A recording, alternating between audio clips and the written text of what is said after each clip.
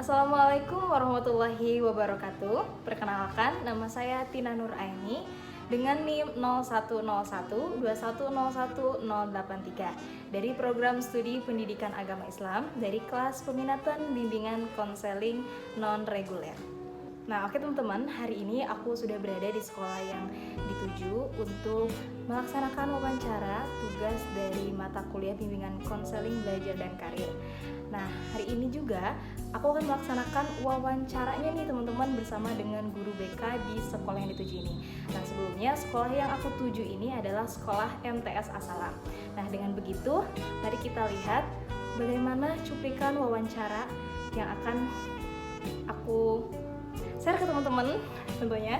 Kalau gitu kita langsung saja lihat bagaimana proses wawancaranya di video selanjutnya. Baik teman-teman, sekarang saya sudah bersama dengan guru BK di MTS As-Salam, yaitu bersama dengan Ibu Laili Maulida. Dipanggilnya Ibu Laili. Ya. Oke, kalau begitu teman-teman, di sini saya akan mewawancarai Ibu Laili mengenai konsep dasar dan strategi bimbingan konseling dan karir. Di sini saya punya 3 pertanyaan ya Bu. Kalau begitu langsung saja ke pertanyaan yang pertama. Bagaimana perbedaan konsep dasar antara bimbingan belajar dan bimbingan karir? Oke. Konsep dasar untuk di tingkat MTS sendiri itu mungkin lebih fokus ke belajar sama minat dan bakat ya. Kalau di karir itu mungkin di tingkat SLTA, MA atau SMK ya. Nah, kalau di tingkat MTS ini paling konsep belajarnya itu ya kita mengetahui dulu dasarnya anak-anak gaya belajarnya kayak gimana, visual, kinestetik atau auditori gitu, atau malah campuran dari semuanya.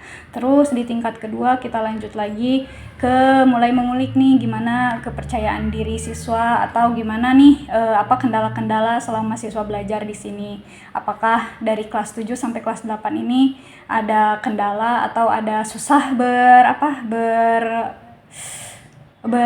bersatu sama teman yang lain. Soalnya kan dari SD ke SMP itu kan kadang agak beda ya anak-anak, ada yang gampang, ada yang susah. Nah, kita orientasinya di kelas 8-nya, ditanya bagaimana sekolah di sini, gimana kendala-kendala selama 2 tahun sekolah di sini, meren gitu. Nah, naik ke kelas 9 kita mulai ke mencari tahu kepribadian mereka pakai memakai asesmen-asesmen yang sederhana lah ya, yang mudah dipahami juga sama mereka supaya mereka bisa lebih mengenal diri mereka sendiri, supaya mereka bisa menentukan nih dari sekarang gimana mereka ke depannya gitu kan. Apalagi kalau udah mau melanjutkan memberen di SMA teh ada jurusan apa aja, ada nanti di SMK mau masuk jurusan apa, apalagi SMK mah kan lebih banyak gitu ya jurusannya. Makanya dari sekarang di SMP atau di MTS ini ditentukan dulu nih kira-kira anak-anak teh minat bakatnya kemana, itu paling kalau di sini.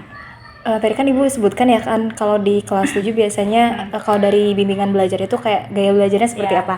Nanti kalau Ibu sudah mengetahui gaya belajar seperti apa yang disukai, yang diminati anak-anak, apakah nanti dikonsultasikan dengan wali kelas atau guru-guru mata pelajaran? Oke.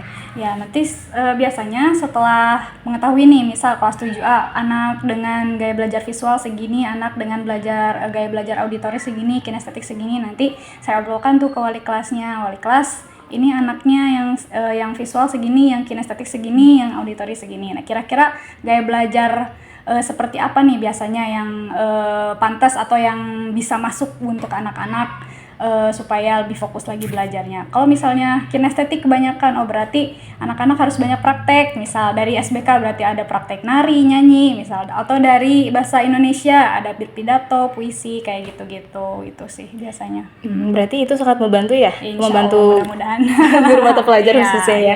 Jadi tidak kebingungan lagi bagaimana gaya belajar seperti apa yang akan diterapkan ketika di kelas. Apalagi gitu kan sekarang sudah mulai diterapkan tuh kurikulum merdeka. Nah, kan di kurikulum merdeka tuh banyak tuh harus ada prakteknya katanya ya, jangan melulu di kelas. Nah, itu biasanya sangat membantu.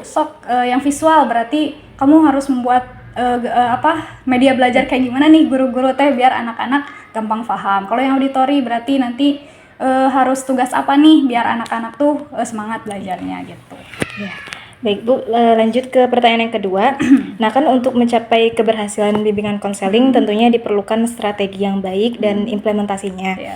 Nah untuk di sekolah ini apakah ada semacam program yang diterapkan gitu? Kalaupun ada programnya, bagaimana cara Ibu merancang program bimbingan konseling tersebut agar berjalan dengan efektif di sekolah? Oke. Nah, kebetulannya di sini kan BK itu baru ada 1 tahun gitu kan dari angkatan yang kemarin. Alhamdulillah dari tahun yang kemarin tuh BK itu kebetulan ada di setiap kelas itu 1 jam. Jadi 1 minggu itu 1 pertemuan, 1 kelas 1 jam.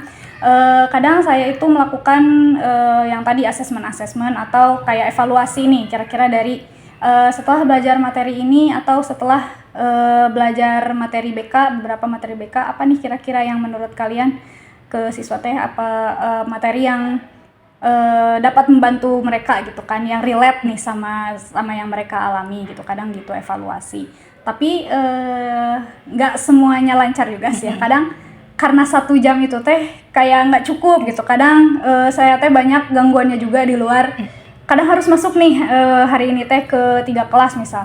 Dari pagi teh udah ada Bu ada ini, Bu orang tua ini. Nah, kadang itu juga ngeganggu sih sebenarnya. Ada beberapa kelas yang saya tuh jarang baru masuk kayak 5 kali, 4 kali gitu kan. Karena ya waktu TA gitu. Iya. Itu sih paling insya Allah lah kalau misalnya nanti kedepannya bisa terus ada evaluasi lebih baik insya Allah nanti bisa ada program-program selanjutnya selain BK yang masuk kelas ngasih asesmen, terus kayak ngasih keterangan atau ngasih pembelajaran kayak stop bullying, kayak gitu-gitu, tidak merokok dan lain-lain kayak gitu. Berarti sejauh ini programnya baru itu saja ya Bu ya? Nanti itu saja. Mudah-mudahan nanti ke depannya lebih banyak lagi program-program dari BK khususnya Ibu. Baik Ibu, lanjut ke pertanyaan yang terakhir, yaitu bagaimana cara Ibu mengevaluasi keberhasilan program bimbingan konseling yang tadi udah Ibu sebutkan juga. Oke.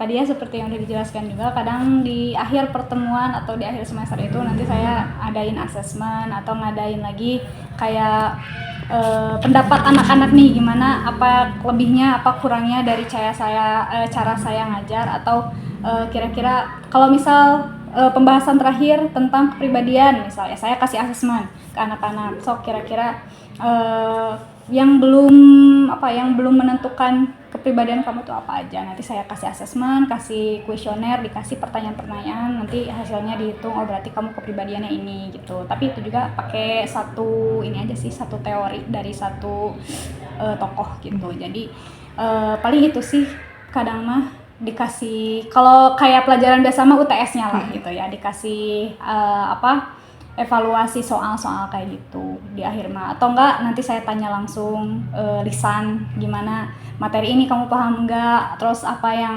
sekiranya nempel nih di kamu gitu kan, sok coba kamu apanya ini apa, atau sebab-sebab munculnya bullying ini apa aja gitu sih, paling ada gitu saya tanya di akhir gitu, berarti assessment. Berarti sejauh ini program yang diterapkan itu berhasil ya Bu ya? Insya Allah mudah-mudahan berhasil. gitu ya. Bisa dibilang sudah berhasil ya. Ya. Nah, baik teman-teman, alhamdulillah wawancara sudah selesai dan banyak sekali pengetahuan-pengetahuan baru yang saya dapat tentunya ya, khususnya dari Ibu Laili ini. Tentang konsep dasar, tentang strategi bimbingan konseling belajar dan karir ini. Saya ucapkan terima kasih banyak untuk Ibu Laili ya, setelah memberikan begitu banyak pemahaman untuk saya ini. Sama-sama belajar. Iya, dan juga terima kasih sudah menyempatkan waktu luangnya untuk saya. Mungkin cukup ya teman-teman wawancara mengenai konsep dasar dan strategi bimbingan konseling belajar dan karir.